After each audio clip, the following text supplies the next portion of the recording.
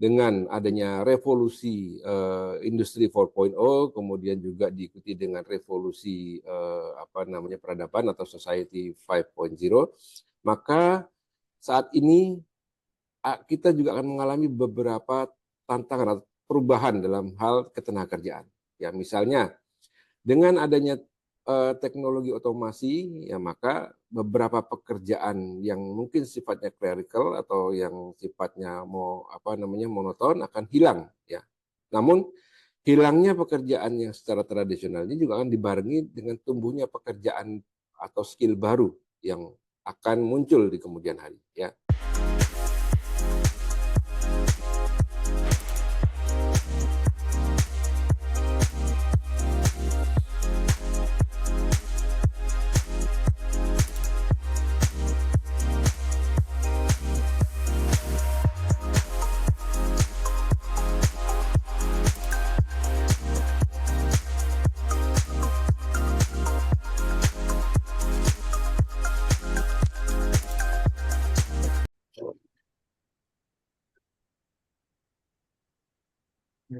Baik, seluruh layar telah berhasil terdokumentasi. Terima kasih kepada seluruh hadirin yang kami hormati. Sebelumnya, kami selaku panitia mohon maaf apabila kapasitas ruang Zoom terbatas hingga 1.000 peserta. Kepada hadirin yang mengalami kesulitan untuk bergabung, tetap dapat menyaksikan acara seminar hari ini melalui kanal YouTube Seksi Jasa Konstruksi Provinsi Jawa Timur. Link akan di-share pada room chat Zoom. Pak Taufik, Pak Ketua LPJK, terima kasih. Oke, Pak Gentur. Terima kasih ya. Sukses buat Bapak dan teman-teman semua di Jawa Timur. Selamat mengabdi di LPJK. Tuntas. Hadirin yang berbahagia, selanjutnya memasuki acara inti, yaitu pemaparan materi oleh para narasumber hebat kita. Yang pertama yaitu Bapak Insinyur Ludi Iqbal Al-Muhammadi selaku perwakilan LPJK Kementerian PUPR. Selanjutnya, pemateri kedua yaitu Bapak Insinyur Imam Purwanto, ST, MT, IPU selaku Ketua Umum Astekindo serta Ketua PII Jakarta Barat. Dan dilanjutkan oleh pemaparan materi ketiga oleh Bapak Dr. Insinyur Hendertawi Bisana MT selaku Koordinator Prodi Teknik Sipil Universitas Pembangunan Nasional Jawa Timur. Pemaparan materi pertama dan kedua akan dipandu oleh moderator kita, yaitu Insinyur Pius Ruswan Hapmono, ST, MT, IPM, selaku Korcapwil Jawa II, Komite Pengembangan Organisasi PII, serta Wakil Ketua 1 PII Jawa Timur. Sesi yang kedua, menghadirkan narasumber Insinyur Iman Purwoto, STMT IPU. Beliau adalah Ketua Umum DPP Astekindo. Pendidikan formal beliau adalah S1 Teknik Sipil Universitas Atmajaya Yogyakarta. Profesi Insinyur dari Universitas Indonesia. Kemudian S2 dari Universitas Diponegoro. Sertifikat kompetensi yang dimiliki beliau adalah antara lain Master Asesor BNSP, Mediator, dan juga instruktur pendidikan dan pelatihan. Pengalaman organisasi beliau sangat panjang ya, panjang sekali, dan beliau adalah akademisi Universitas Internasional Batam, kemudian Ketua LSPK 3 Mandiri, saat ini beliau menjadi Ketua Umum DPP Astekindo dan juga Ketua PII Cabang Jakarta Barat. Dan pengurus pusat yaitu di pengurus pusat PI di Komite Pendidikan, Pelatihan dan Asosiasi Profesi, serta beliau adalah tim profesi ahli struktur dan geoteknik bangunan gedung pada otorita IKN Ibu Kota Negara. Pak Iman Purwoto yang terhormat, waktu dan tempat dipersilakan Bapak 30 menit, nanti kita lanjutkan dengan tanya jawab. Untuk teman-teman peserta nanti bisa raise hand atau chat ya di chat. Silakan, Bapak. Assalamualaikum warahmatullahi wabarakatuh. Suara saya terdengar dengan jelas, Pak Pius? Jelas, Pak Ketua. Jelas, ya, baik. Yang kami hormati tentunya Bapak Ketua LPJK Kementerian PUPR, Bapak Insinyur Taufik Wijoyono, yang kami hormati juga Kepala Dinas Perumahan dan Permukiman Cipta Karya Provinsi Jawa Timur, Pak Nyoman Gunadi. Kemudian juga yang kami hormati Dekan Fakultas Teknik dan Sains Universitas Pembangunan Veteran, ya, Prof. Dr. DRA Jariah ya beserta aktivitas akademikanya tentunya, dan tentunya yang kami banggakan juga Ketua Wilayah PII Provinsi Jawa Timur, Bapak sahabat saya, Dr. Insinyur Gentur Prihantono. Kemudian yang kami hormati juga Pak Insinyur Rudi Iqbal Al-Muhammadi. Beliau ini adalah mentor saya, ya. Jadi mohon apa yang kami sampaikan nanti mungkin kurang lebih sama lah dengan apa yang disampaikan oleh Pak Rudi Iqbal. Yang kami banggakan juga Pak Insinyur Pius Roswan Hapmono selaku moderator hari ini. Baik, Bapak Ibu sekalian, hari ini saya ingin menyampaikan sedikit terkait dengan bagaimana irisan ya sertifikasi kompetensi kerja konstruksi dengan penyelenggaraan praktek keinsinyuran ya. Silakan next. Ini saya kira tidak perlu saya jelaskan lagi, tadi sudah dijelaskan Pak Pius. Next saja. Sebagai pendahuluan ya, nah ini saya kira juga tadi sudah dijelaskan oleh Pak Iqbal ya bagaimana peraturan perubahan mulai dari Undang-Undang 1899 tentang jasa konstruksi, kemudian Undang-Undang 11 diganti dengan Undang-Undang Nomor 2 tahun 2017, kemudian juga disempurnakan melalui Undang-Undang Cipta Kerja yang pertama yaitu Undang-Undang Nomor 11, kemudian dirubah lagi menjadi Undang-Undang Nomor 6 tahun 2017. Pada intinya adalah bahwa penyelenggaraan sertifikasi kompetensi kerja maupun penyelenggaraan sertifikasi badan usaha ini adalah berupa menjadi sertifikat standar dan penyelenggaraannya menggunakan perizinan berusaha berbasis risiko yaitu online single submission atau OSS. Nah, memang dalam pelaksanaan saat ini untuk sertifikat kompetensi kerja belum menggunakan OSS tapi masih menggunakan portal perizinan PUPR ya, kurang lebih seperti itu. Next ya.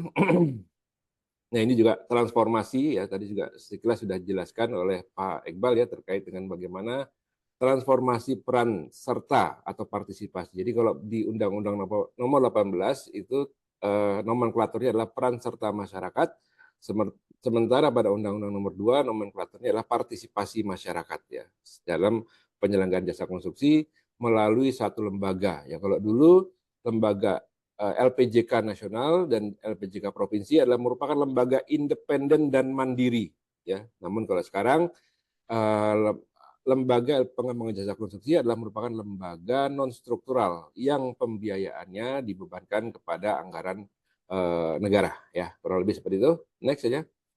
Nah, ini juga adanya transformasi juga terkait dengan peran asosiasi profesi ya. Nah, ini saya mungkin akan sedikit highlight ya terkait dengan penyelenggaraan sertifikasi.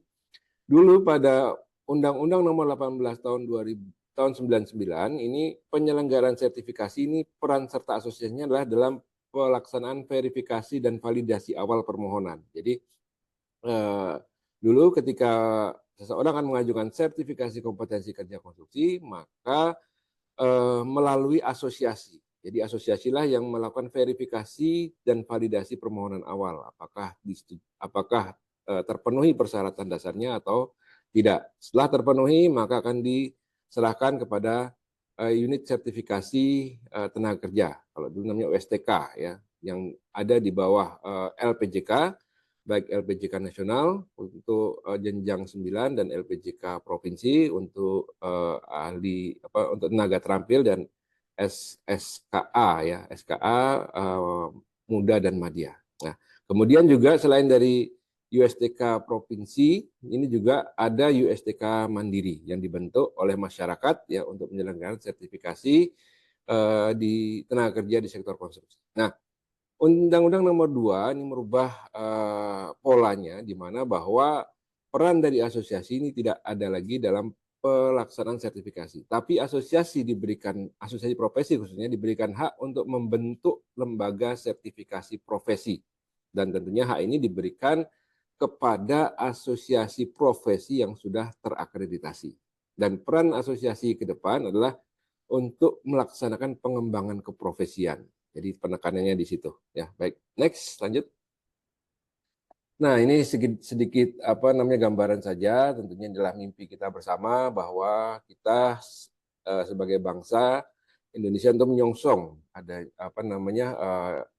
tahun ke-100 tahun ya ulang tahun Indonesia, dan tentunya harapan kita adalah sebagaimana usia 100 nih dapat dikatakan sebagai usia emas, maka diharapkan juga dapat mewujudkan Indonesia emas di tahun 2045 ya. Terutama adalah bagaimana kita bisa melampaui ya middle income trap ini ya. Diharapkan pada tahun sekitar 2038-an Indonesia sudah bisa keluar sebagai negara berpenghasilan tinggi atau negara maju, kurang lebih seperti itu. Dan ini tentu adalah tantangan kita bersama. Ya, next.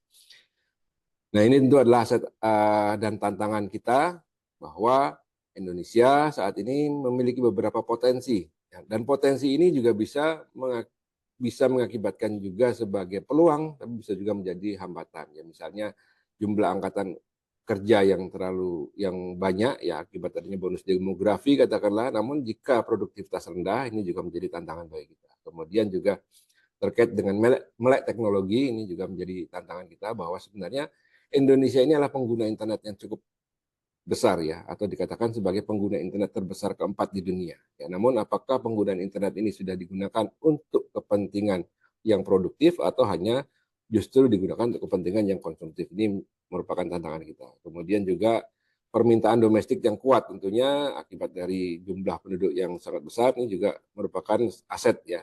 Tapi jika tidak kita manfaatkan, justru ini akan menjadi pasar bagi produk-produk asing tentunya. Ini tentu menjadi tantangan kita bersama dan lain sebagainya saya kira ya. Ini sebagai gambaran awal saja. Next. Nah, ini tentunya adalah bagaimana peran serta di sektor konstruksi dalam mewujudkan Indonesia emas tentunya sejalan dengan apa yang ada di dalam Undang-Undang Nomor 2 Tahun 2017, misalnya sasarannya adalah memiliki struktur usaha yang kokoh, tertib dalam penyelenggaraan, kemudian partisipasi masyarakat, kemudian sistem jasa konstruksi ya, dan juga tata kelola penyelenggaraan jasa konstruksi, dan tentunya yang saat ini sedang dikembangkan oleh teman-teman kita yang ada di pengurus LPJK adalah bagaimana mengintegrasikan ya sebagai penyelenggara jasa konstruksi ini dalam satu sistem ya. Ya, next again, saya kira lanjut. Nah, ini kurang lebih konsep kerja terkait dengan bagaimana mewujudkan konstruksi 4.0 tentunya ya. Oke, next saja. Baik, kita akan masuk kepada apa sih tantangan tenaga kerja konstruksi. Ya, tadi sedikit banyak sudah dijelaskan juga oleh Pak Iqbal ya. Saya hanya mungkin akan sedikit menambahi saja dan juga menggarisbawahi apa yang mungkin perlu menjadi kita highlight sebagai kita. Ya, next silakan. Nah, ini adalah transformasi ketenagakerjaan ya. Saat ini tentunya dengan adanya revolusi industri 4.0 kemudian juga diikuti dengan revolusi peradaban atau society 5.0, maka saat ini kita juga akan mengalami beberapa tantangan atau perubahan dalam hal ketenagakerjaan. Ya, misalnya dengan adanya teknologi otomasi, ya maka beberapa pekerjaan yang mungkin sifatnya clerical atau yang sifatnya monoton akan hilang. Ya, namun hilangnya pekerjaan yang secara tradisional ini juga akan dibarengi dengan tumbuhnya pekerjaan atau skill baru yang akan muncul di kemudian hari. Ya, kemudian kita juga akan menghadapi pola bekerja yang lebih fleksibel, ya, baik itu di ruang dan waktu, karena dengan kemajuan teknologi yang saat ini kita peroleh, maka kita tidak perlu lagi untuk melaksanakan pekerjaan itu adalah di satu kantor. Ya, kita bisa bekerja di mana saja, ya, selama terkoneksi dengan jaringan tertentu, dan juga ini juga akan merubah pola bagaimana bekerja, ya, dan juga tentunya adalah tantangan kita adalah bagaimana menyeimbangkan antara pekerjaan dan juga kehidupan. Ya. Nah, kemudian juga terkait dengan literasi digital dan soft skill. Ini juga adalah merupakan tantangan kita bersama bahwa ke depan kesuksesan seseorang tidak hanya ditentukan oleh seberapa besar atau seberapa besar nilai dari indeks prestasinya. Ya. Bahkan saya pernah mendengar beberapa riset ya, dari beberapa riset terkait dengan kesuksesan seseorang dalam bekerja dibandingkan dengan indeks prestasinya. Yang mengejutkan adalah orang yang dengan indeks prestasi di atas 3,8 sampai 4, ya, di dalam kesuksesan pekerjaan itu justru akan mengalami penurunan. Nah, ini mungkin bisa menjadi tantangan buat kita. Kenapa hal itu terjadi? Ya. Nah, nanti akan saya jelaskan terkait dengan apa sih sebenarnya yang dibutuhkan seorang tenaga kerja di di industri yang nyata. Ya. Dan tentunya terkait dengan kompetensi teknis dan produktivitas. Ini adalah merupakan satu kebutuhan bagi tenaga kerja yang saat ini ya. Next. Bapak Ibu sekalian, ini adalah kondisi ketenagakerjaan di kawasan Asia. Ya. Dapat dikatakan ini saya dapat dari paparannya Bu Menteri Tenaga Kerja di awal tahun 2024 ini ya. Dia mengatakan bahwa Indonesia adalah minim tenaga ahli, ya, dengan bonus demografi yang akan kita hadapi pada tahun 2020 sampai 2030 ini. Menurut proyeksi ILO, ya, hal ini tidak diikuti dengan ketersediaan tenaga ahli. Ya, kita bisa lihat, ya, kita bandingkan dengan negara-negara lain. Kita hanya unggul dari Laos dan juga Kamboja terkait dengan proporsi antara tenaga kerja ahli dan tenaga kerja non ahli. Ya, ini mungkin menjadi tantangan bagi kita semua. Apakah mungkin lulusan-lulusan dari pendidik atau pendidikan tinggi kita ini tidak terserap sebagai tenaga kerja ahli sehingga dia bekerja sebagai tenaga non ahli atau non skill atau apa, ini juga menjadi PR kita bersama untuk kita lihat. Ya, memang kita lihat tertinggi adalah Singapura yang memiliki persentase jumlah tenaga ahli dibandingkan dengan tenaga non ahli, lebih banyak tenaga non ahli. Ya, sementara kita hanya proporsinya adalah 10% kurang lebihnya dari tenaga kerja ahli berbanding dengan tenaga kerja non ahli. Ya, sementara kalau kita lihat dari pasar atau ketersediaan tenaga kerja di ASEAN, ya, Indonesia ini kurang lebih sekitar 38,4% ya, atau 126 juta dari 320 juta tenaga kerja di seluruh wilayah ASEAN. Nah, ini adalah merupakan tantangan kita bersama dan tentunya harapan kita Persatuan Insinyur Indonesia bisa menjadi solusi untuk mengatasi hal ini. Ya, next. Nah, ini juga salah satu research yang dilakukan oleh Isventura pada tahun 2022. Ternyata secara umum, ya, tingkat kesulitan untuk mencari karyawan dengan kemampuan digital di Indonesia ini juga cukup tinggi. Ya, dikatakan bahwa 52,2% perusahaan yang di Indonesia ini sulit mencari tenaga kerja dengan kemampuan digital yang diharapkan. Nah, ini itu juga menjadi tantangan ya. Kemudian kalau kita lihat bahwa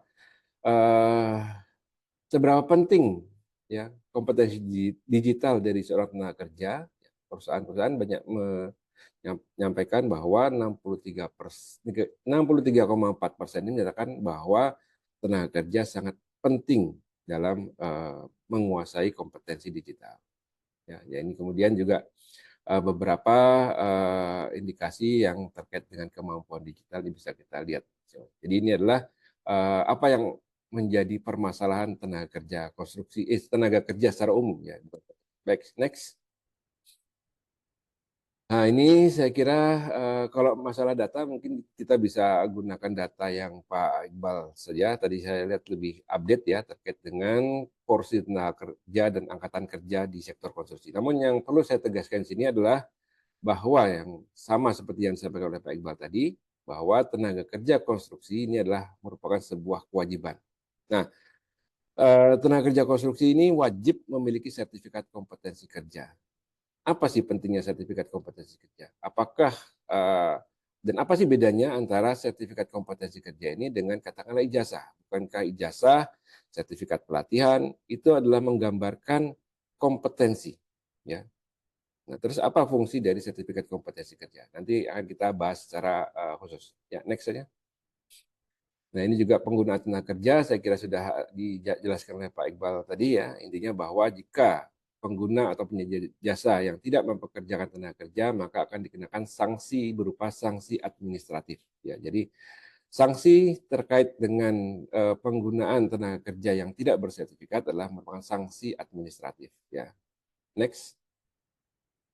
Nah ini rekan-rekan sekalian ya, bahwa ke depan ya ini saya ambil dari The Future of Job Report ya, World Economic Forum, di mana bahwa ada studi yang terkait dengan kompetensi masa depan.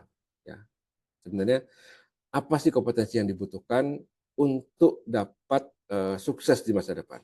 Ya, tentunya kita bisa lihat bahwa kompetensi atau cognitive ability ini adalah kompetensi pengetahuan. Ya. Kompetensi pengetahuan ternyata hanya di urutan kelima. Ya. Nah, yang terpenting adalah kemampuan dalam menyelesaikan problem yang kompleks. Karena ke depan ketika kita akan bekerja, ini kita tidak hanya akan bekerja pada satu bidang keilmuan saja, tapi kita akan dihadapkan pada bagaimana mengintegrasikan berbagai bidang-bidang keilmuan. Ya, kita tidak bisa hanya sekedar menguasai pengetahuan kita saja, tapi juga kita harus bisa mengintegrasikan atau bagaimana kita menyelesaikan satu permasalahan yang kompleks. Ya. Nah, kompetensi yang kedua yang sangat diharapkan atau yang sangat diinginkan oleh dunia kerja yang saat ini adalah social skills, ya, social skill, ya, yaitu kemampuan untuk melakukan koordinasi, negosiasi, persuasi, mentoring dan lain sebagainya. Nah ini pesan untuk adik-adik yang saat ini mungkin sedang kuliah ya, bahwa social skill ini bisa diasah melalui kegiatan-kegiatan katakanlah organisasi. Ya, melalui kegiatan organisasi, Anda akan banyak berinteraksi dengan orang dan Anda akan banyak melakukan koordinasi, bahkan bernegosiasi, bagaimana melakukan persuasi dan lain sebagainya. Nah, ini adalah kesempatan bagi Anda untuk mengasah. Ya, dan bagi Anda yang sudah bekerja, mulailah coba aktif dalam kegiatan sosial, misalnya melalui keikutsertaan, keanggotaan asosiasi profesi, ya, mengikuti kegiatan-kegiatan katakanlah PII yang merupakan juga wadah berhimpunnya insinyur. Nah, di situ adalah merupakan tempat bagi Anda untuk mengasah kompetensi sosial ini. Ya. Selanjutnya adalah proses skill, ini tentu terkait dengan bagaimana kemampuan logis kita dalam melihat satu permasalahan, ya. Dan juga sistem skill adalah bagaimana keberanian kita untuk membuat satu keputusan, ya, terkait dengan satu sistem yang berjalan. Dan terakhir tentunya ini semua dapat sukses dengan dasar kemampuan dari kognitif atau pengetahuan Anda.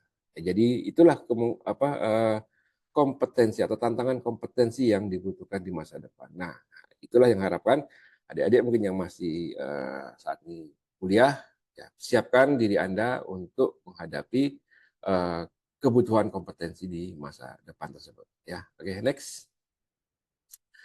Nah, Presiden kita juga pernah menyampaikan bahwa sekarang ini bukan lagi adu ijazah, ya, artinya kita tidak lagi adu ijazah, tapi adalah adu skill.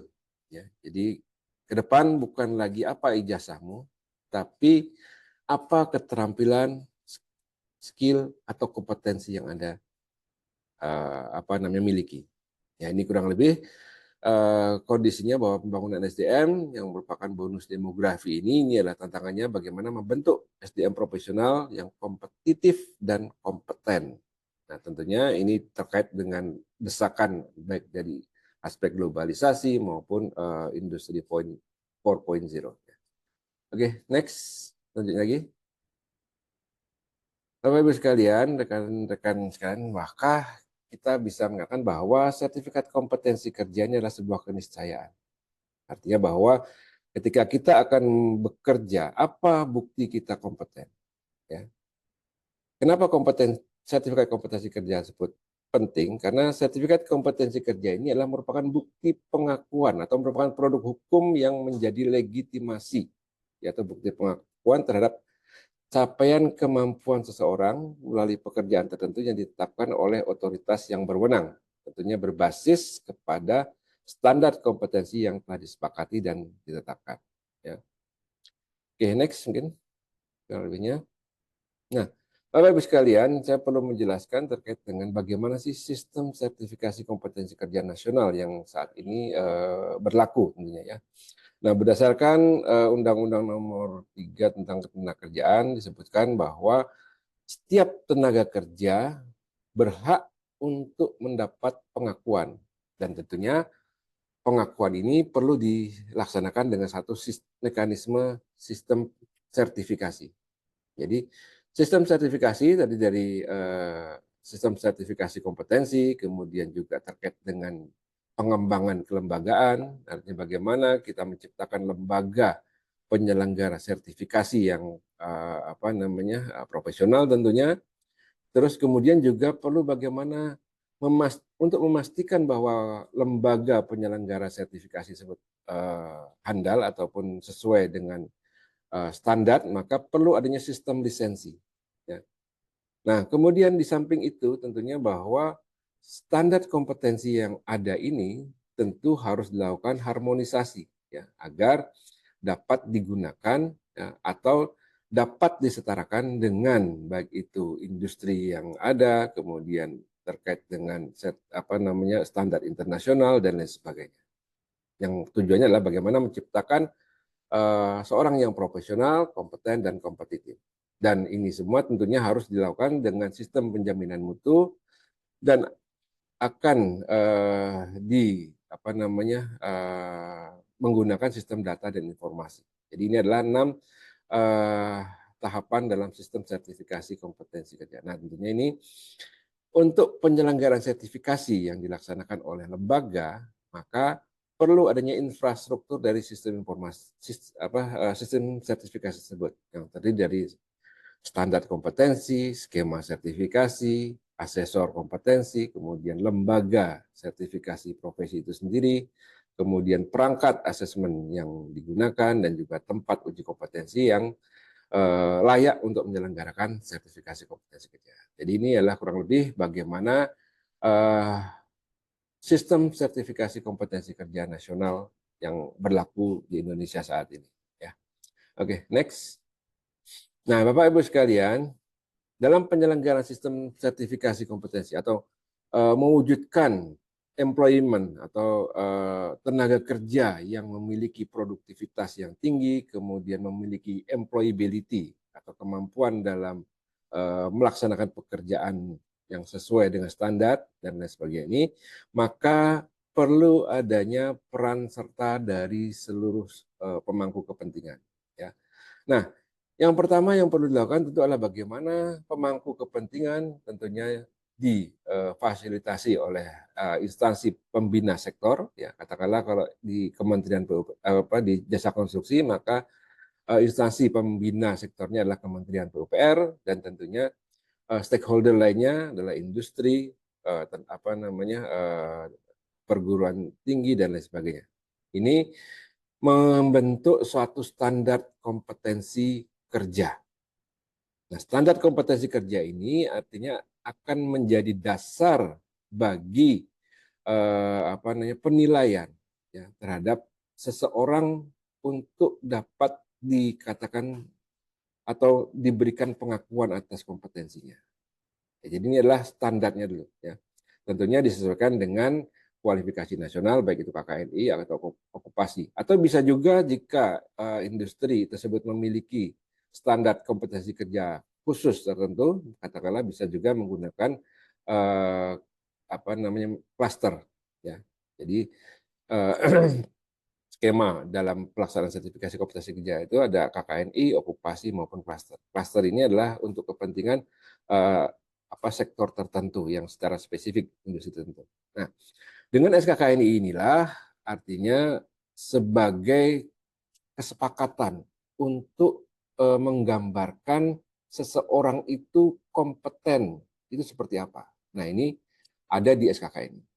Nah, sehingga dari dasar inilah SKKNI ini harus menjadi dasar bagi lembaga pendidikan ataupun juga lembaga pelatihan untuk mengembangkan mengembangkan lulusannya agar mampu memenuhi standar kompetensi kerja tersebut. Artinya bahwa ini masukan juga jadi bagi perguruan tinggi misalnya ataupun juga lembaga pelatihan atau pendidikan vokasi. Artinya apa sih karakteristik dari lulusan kita? Lulusan kita ini arahnya kemana? Apakah akan menjadi ahli, katakanlah kalau perguruan tinggi akan menjadi ahli, mungkin kalau saya lebih spesifik, jurusan teknik sipil misalnya. Nah, kira-kira apa sih lulusan teknik sipil yang akan kita hasilkan ini? Kompetensi apa yang akan kita arahkan? Nah, tentunya dalam menyusun kurikulum dan lain sebagainya ini mengadopsi standar-standar kompetensi apa yang akan diuji atau yang akan dipastikan kompetensinya oleh lembaga yang akan melakukan pemberian pengakuan. Nah, sehingga nanti harapannya adalah lembaga pendidikan dan lembaga pelatihan vokasi ini memiliki karakteristik khusus yang akan menjadikan dasar dalam penyelenggaraan program pendidikan dan pelatihan. Nah, tentunya sebagaimana kita ketahui dalam pelaksanaan pendidikan dan pelatihan ini kalau di perguruan tinggi tentu ada akreditasi program studi ya, dan untuk lembaga pelatihan kerja ini juga ada akreditasi yang dilaksanakan oleh lembaga akreditasi LPK Kementerian PUPR. Yang tujuannya tentunya adalah untuk memastikan mutu penyelenggaraan pendidikan dan pelatihan ini sesuai dengan standar. Di samping itu tentunya SKKN ini akan menjadi dasar bagi lembaga sertifikasi profesi dalam menyusun skema sertifikasi.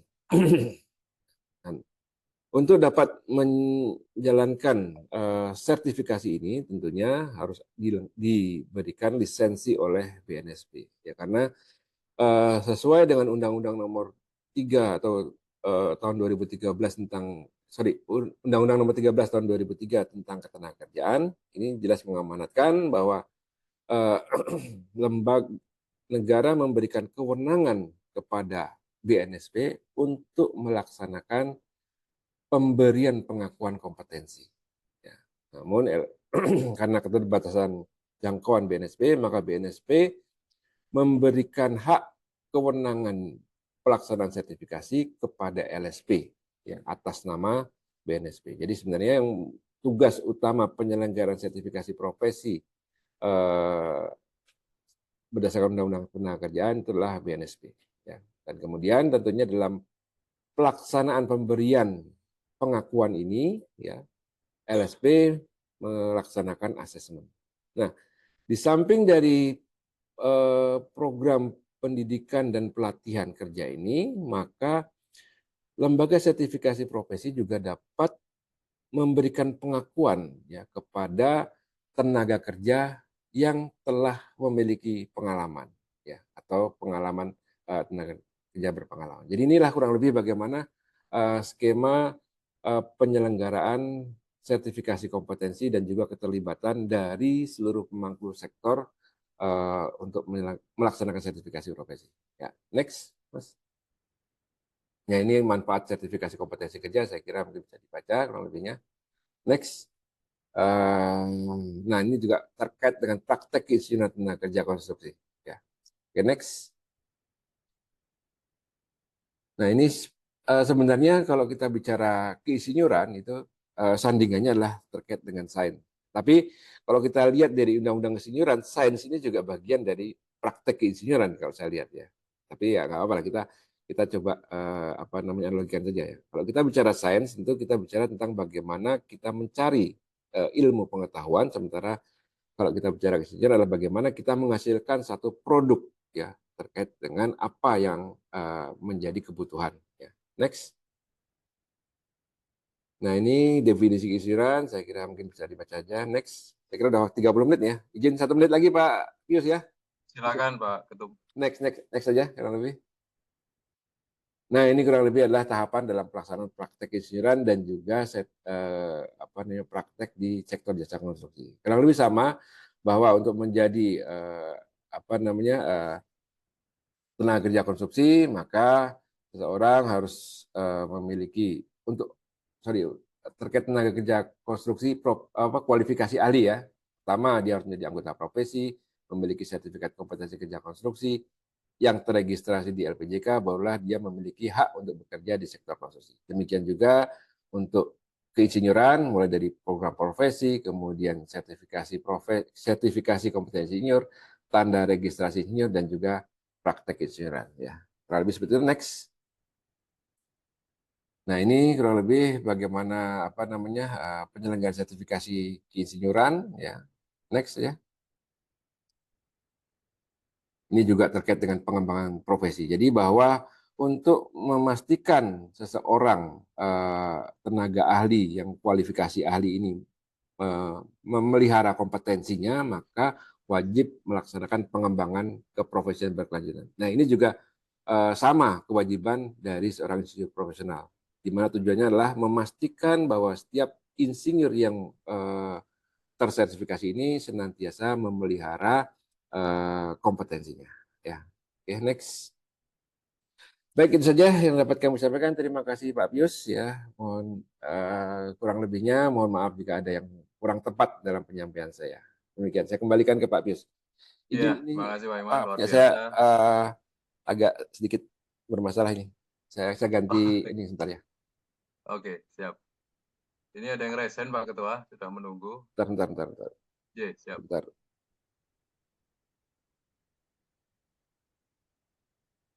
Posisi di mana Pak Iman? Izin saya konekkan dulu.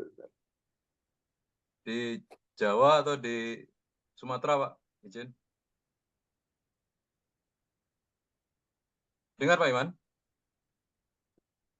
Sudah dengar Pak? Belum? Oke, udah. Oh iya. Sudah kan ya. Ini di kantor mana Pak? Jakarta atau di Riau Pak? Masih di Jakarta ini. Masih di Jakarta. Oke, izin. Silakan di sini ada Pak Habibie nih mau bertanya langsung Pak. Silakan Pak Habibie. Oke, siap. Dibuka mic-nya Pak Habibie.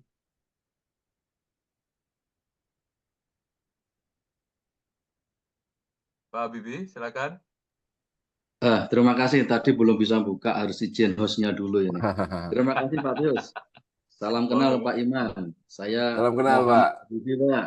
Ketua PI Kabupaten Semarang. Salam kenal. Nah, ini salam kenal nanti. Pak ini Pak. Saya dari PI juga ini Pak. Jadi gini Pak Iman, saya tertarik ini sama yang Pak Iman paparkan tadi ya, terutama kaitannya dengan SKK kompetensi, di mana yang saya pahami tadi yang disampaikan oleh Pak Iman. Ini mohon izin Pak Pius, saya langsung tanya nggih Pak Pius. Monggo, silakan. Ya. Jadi yang saya pahami tadi bahwa Pak Iman menyampaikan tentang standarisasi, bahwa ijazah itu sudah enggak menjadi prioritas atau dominan dalam pekerjaan, kan gitu.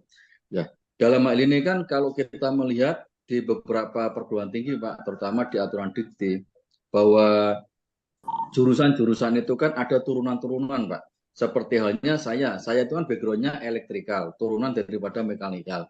Ya, di elektrikal itu ada turunan lagi Pak keilmuannya, adanya informatika atau telekomunikasi dan sebagainya kan ada itu. Nah, permasalahannya di sini yang saya tanyakan Pak Iman adalah di LPJK atau BNSP, ketika teman-teman itu yang bergelar sarjana komputer atau magister komputer atau dokter komputer, itu mereka dalam pendidikannya kan juga mempelajari ilmu kelistrikan, kan gitu, ilmu kelistrikan, bahkan dalam dalam kegiatan perkuliahan itu nggak lepas dari ilmu-ilmu teknik, terutama kaitannya dengan elektronika, kan gitu. Baik. Kendalanya begini Pak Iman, teman-teman itu kendalanya adalah ketika mereka itu mempunyai ijazah itu baik S1, S2 maupun S3, dalam pengajuan untuk membuat SKK di BNSP LPJK itu ijazahnya itu enggak diakui Pak. Alasannya bahwa itu bukan teknik. Itu kan suatu yang sangat ironis karena itu ilmu turunan kan gitu, turunan daripada ilmu teknik elektro, di mana itu adalah bagian daripada elektronika. Yang saat ini menjadi PR adalah ketika mereka itu tidak diakui ijazahnya pengurusan di LPJK, terus yang jadi pedomannya apa kan gitu. Nah ini teman-teman banyak yang galau itu Pak. Terutama, baik, baik. iya, Saya bisa tangkap. bisa ditangkap Pak ya? Ya, bisa Bisa tangkap, tangkap bisa tangkap, gitu bisa Pak. tangkap. Ya, Iya, oke. ya, ya. Jadi itu bagaimana solusinya Pak Iman supaya teman-teman yang mereka notabene itu mempunyai gelar-gelar turunan daripada elektronika. Bahkan gini Pak, kalau di Undip itu untuk S2 informatika gelarnya MKOM, tapi di UGM beda lagi Pak. Di UGM itu gelar untuk informatika malah gelarnya itu engineering, MT malahan, malah MT itu gelarnya. Lah ini suatu yang kan kalau gelar itu tergantung perguruan tinggi masing-masing itu Pak. Lah ya yang saya tanyakan bagaimana menyikapi hal tersebut ketika mereka itu gelarnya bukan MT tapi gelarnya MKOM. Mereka informatika ingin mengambil SKK seperti itu Bapak. Nggih. Baik, Itu baik. Iman, Pak Gunung Purwoto, matur suwun. Nggih. Baik, makasih. Nggih, matur suwun. Nggih, Pak Pius. Sami-sami. Assalamualaikum warahmatullahi wabarakatuh. Oke, baik. Matur nuwun Pak Habibie ya. Baik, jadi gini Pak Habibie, kalau kita bicara sertifikasi atau bicara pengakuan terhadap kompetensi itu sebenarnya secara aturan itu bisa diperoleh dari jenjang pendidikan di sisi kiri atau bisa juga di kompetensi tersebut bisa diperoleh dari pengalaman. Ya, artinya bahwa kalau secara aturan itu tidak, secara aturan dasarnya ya, aturan dasar dari penyelenggara sertifikasi itu adalah seseorang itu diuji kompetensinya ya tanpa melihat apakah dia memiliki pendidikan atau pengalaman. Tapi ya dalam pelaksanaan sertifikasi ini kementerian sektor pemangkunya ini punya kepentingan juga untuk melakukan pengaturan ya. Misalnya tadi jadi bahwa dalam pelaksanaan sertifikasi tadi LSP itu kan harus menetapkan persyaratan dasar. Nah, persyaratan dasar ini tentunya mengacu kepada persyaratan ataupun ketentuan yang ditetapkan oleh pemangku sektor. Dalam hal ini kalau di konstruksi adalah Kementerian PUPR, di mana bahwa berdasarkan SK Dirjen nomor 33 tahun 2022 itu sudah ada, artinya jabatan kerja ini atau skema ini persyaratan dasarnya apa, sehingga memang kami sebagai LSP sebagai pelaksana tidak bisa melakukan penyelenggaraan sertifikasi di luar dari ketentuan yang ada di kementerian tersebut. Memang kita jumpai dalam beberapa kasus ya, misalnya kalau kita bicara nama program, jadi kita tidak melihat gelarnya Pak Habibie ya, tapi kita melihat nomenklatur penamaan dari program studinya ya. Jadi ada juga beberapa perguruan tinggi katakanlah yang terutama yang saya lihat banyak itu dari diploma 4 atau D4 ya. Misalnya ada program studi infrastruktur misalnya.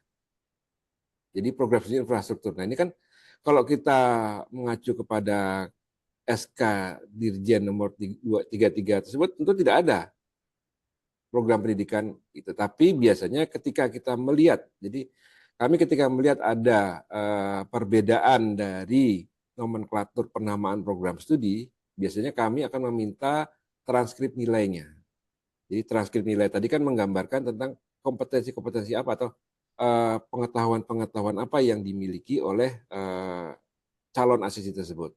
Nah, jika kami nilai kompetensi ataupun pengetahuan yang tercantum dalam nama-nama mata kuliah tersebut terdapat relevansinya dengan katakanlah misalnya kalau tadi relevansinya terkait dengan program studi teknik sipil, kita akan bisa loloskan karena apa? Karena kami setiap tahun itu dipantau oleh LPJK. Ya, bahkan ini tadi saya baru saja menghadiri Monef yang diselenggarakan oleh Kementerian PUPR terkait dengan pelaksanaan sertifikasi di LSP. Nah, itu dilihat Bapak. Jadi ketika banyak temuan-temuannya, seperti yang saya sampaikan tadi, ini kenapa prodinya bukan sipil? Nah, kita jelaskan bahwa memang secara nomenklatur tertulis bukan sipil, tapi kita tunjukkan bahwa ini loh, nama program studinya adalah program studi infrastruktur. Kita tunjukkan ini daftar mata kuliah dari program tersebut. Akhirnya oke diizinkan. Jadi LSP tidak bisa melaksanakan uji kompetensi di luar dari apa yang telah ditetapkan oleh Kementerian PUPR gitu. Kurang lebihnya Pak Habibie ya. Jadi ya kami mohon maaf bukan tidak bisa memfasilitasi, tapi kami juga memiliki tugas untuk melaksanakan. Karena kalau kami melaksanakan di luar ketentuan tersebut, tentunya kami akan diberikan sanksi oleh pemangku sektor. Karena ini terus barusan tadi saya ketemu dengan Pak Ketua LPJK di kantor Kementerian PUPR, Direktorat Kompetensi dan Produktivitas Konstruksi, yang membahas tentang ini salah satunya. Banyak temuan-temuan LSP melaksanakan sertifikasi di mana jenjang pendidikan dari asesinya ini tidak sesuai dengan SK 33 tadi. Ya, gitu kurang lebih Pak Habibie ya. Ya, terima kasih. kasih Pak. Mudah-mudahan cukup jelas Pak Habibie ya. Mudah-mudahan. Nanti kalau ada yang kurang jelas bisa kita infokan langsung ke beliau nanti. Oke, siap. Ini ada pertanyaan dari Resen juga dari chat ini Pak, dari Pak Enggak, Gunawan. silakan. Saya baca dulu ya Pak. Izin bertanya, untuk SKK ahli material itu yang ada sekarang ini adanya untuk material jalan. Padahal kalau kita di bidang konstruksi ini ada material mechanical dan perpipaan juga, gitu, belum ada subkelas dan jabatan kerjanya, terutama untuk mengabsorb disiplin metalurgi atau material yang bekerja di pekerjaan terkait material. Mohon tanggapan Pak Iman, izin. Iya, baik, makasih. Kami dalam melaksanakan sertifikasi kompetensi kerja, tadi kan acuannya adalah harus ada standarnya dulu.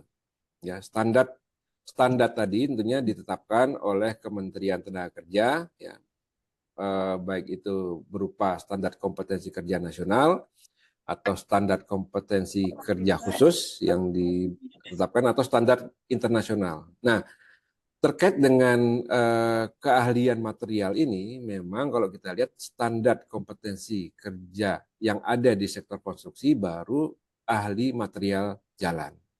Ya, jadi jika memang itu katakanlah material yang keahlian material yang lain dibutuhkan, ya mungkin bisa kita sama-sama ajukan ke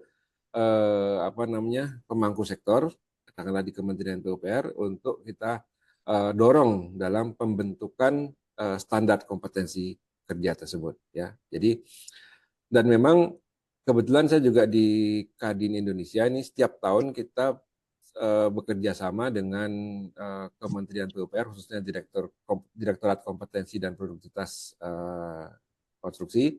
Ini kita selalu menyisir ya kira-kira standar-standar kompetensi kerja apa yang dibutuhkan yang dibutuhkan namun belum ada. Nah, ini kita biasanya akan membuat dan melakukan penyusunan standar tersebut. Ya, tahun ini kurang lebih mungkin akan ada tambahan lagi sekitar 17 standar kompetensi, tapi itu yang akan kita bahas. Ya, jadi memang jika standar kompetensi kerja tersebut sangat dibutuhkan, ya mungkin bisa diajukan melalui kementerian terkait. Ya, gitu. Ya, mungkin terima kasih Pak Iman, cukup jelas ya. Pak Heri, ini ada Resen ini. Silakan Pak Heri. Silakan pertanyaan terakhir nanti sebelum kita akhiri sesi kedua. Terima kasih Mas Pius. Ini langsung aja Mas ya. Enggak, silakan Pak Heri. Salam kenal Pak Heri. Ya, salam kenal Pak. Saya Heri Pak. Iya, siap. Saya termasuk yang punya SKK dari LSB-nya SD Kindo itu. Oh, ya.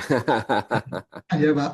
Saya mau menanyakan ini terkait dengan organisasi SD Kindo ini terkait dengan pelindungan anggota Pak. Nah, ya kalau kita ini kan tenaga ahli Pak ya, tenaga ahli. Jadi rawan juga kalau kita bekerja di sektor pemerintahan itu, manakala ada kasus khususnya tidak pidana korupsi, kita kan juga terkait juga, turut serta juga itu. Ada yang beberapa kasus itu juga melibatkan tim leader, ada tenaga ahli, selain itu selain direktur Pak ya, itu juga ada beberapa yang kena penahanan gitu. Nah ini saya mohon maaf, ini pelindungannya seperti apa dari Astekindo? Pelindungan di organisasi dari Astekindo terhadap anggotanya seperti saya Pak. Yang kedua, Pak, terkait dengan standar remunerasi minimal yang itu diatur dalam Undang-Undang 2017, itu adalah apa menjadi hak personel tenaga ahli, dan itu diberikan hak atributif kepada Kementerian PUPR, CQ Menteri PU, untuk membuat suatu peraturan menteri. Nah, saya mau tanya, hak remunerasi itu haknya personel atau haknya badan usaha? Dan ya kan? Dan saya mau, ya kan? Dan itu juga bahwa apa namanya? Astekindo, apakah tidak juga mengeluarkan suatu standar remunerasi nanti berbarengan dengan standar remunerasi yang lain, misalnya dari asosiasi lain bisa dikombin atau diapakan? Nah, itu bahwa apa namanya LSP punya tanggung jawab terhadap masukan-masukan terhadap standar remunerasi minimal terkait dengan pekerjaan konstruksi, karena Bapak juga tadi disebutkan Mas Yus ada kaitannya dengan di IKN ya, mungkin sebagai tenaga ahli atau apalah, saya kurang paham tadi. Mungkin di situ Bapak bisa melihat beberapa tenaga ahli Bapak sebagai pengurus Astekindo yang terlibat di situ misalkan. Juga tanyakan bagaimana standar remunerasi, apakah sudah sesuai apa tidak kan gitu. Terima kasih Pak Iman. Baik, terima kasih Pak Heri. Ya, ini pertanyaannya agak apa namanya susah dijawabnya saya.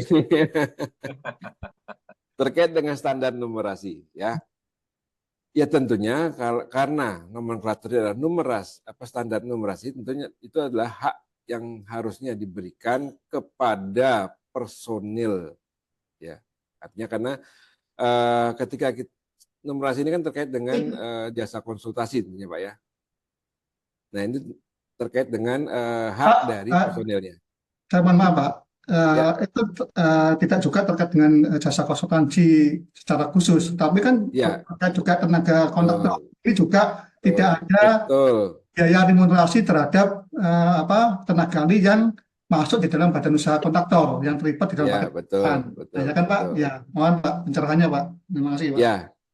Ya ini sebenarnya juga menjadi masalah kita juga. Bapak coba lihat kalau ketika kita nyusun harga satuan. Ada nggak di situ komponen dari ahli? Tidak ada, Pak. Terus bagaimana kita menetapkan standar numerasi bagi tenaga ahli, sementara dalam perhitungan harga satuan pekerjaan itu tidak ada. Itu yang sebenarnya kita perjuangkan, Pak. Jadi disebutkan bahwa katakanlah di kontrak ya perlu tenaga ahli misalnya ahli madya jalan, ahli madya SDA, ahli madya drainase dan sebagainya. Tapi ketika kita lihat di bagaimana penyusunan harga satuan dari kontrak ini tidak ada, karena itu dianggap sebagai overhead, biaya overhead. Nah tentu kalau kita bicara biaya overhead kan susah kita tetapkan Pak, karena bukan yang dibayar oleh pemberi kerja. Nah, memang berbeda dengan konsultan. Konsultan pun walaupun sudah ada penetapannya, tapi kan juga apakah segitu yang dibayarkan kepada personilnya? Karena biasanya itu juga hanya angka yang diletakkan di situ itu hanya sebatas angka untuk kepentingan proyek. Tapi ketika diberikan haknya kepada yang bersangkutan tidak sesuai dengan itu. Karena ya ini mohon maaf ini juga teman-teman kita juga kadang nama-nama yang ada di dalam kontrak tersebut apakah benar dia bekerja? Kan gitu Pak. Jadi ini kan sebuah kalau saya lihat benang kusut nih Pak. Benang kusut Pak. Sulit. Gitu. Karena benar yang ditampilkan dalam kontrak-kontrak tadi ahli utama sebagai katakanlah tim leader dan sebagainya. Ini apakah benar orang itu yang bekerja? Ya. Atau hanya sekedar namanya saja yang mungkin hanya mungkin kasih fee saja. Nah, ini kan jadi permasalahan kita juga nih, Pak. Jadi Ya pelan-pelan lah, mudah-mudahan ya kita tetap mendorong lah bahwa pemerintah atau apa bisa melakukan upaya-upaya untuk menertibkan ya. Karena terus terang ya saat ini saya juga apa namanya kalau permasalahan terkait tadi Bapak bilang apa pendampingan ya, tentu kami siap melakukan pendampingan jika ada anggota-anggota kami yang mengalami permasalahan hukum.